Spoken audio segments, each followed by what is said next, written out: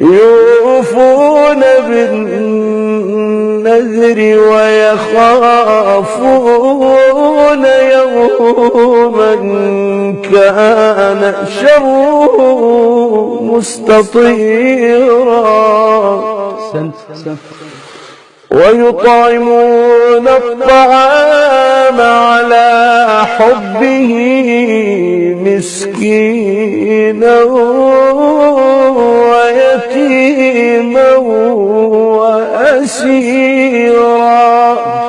ما شاء الله.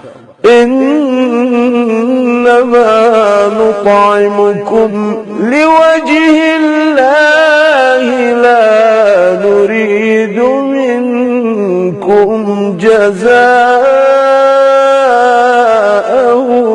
ولا شكورا.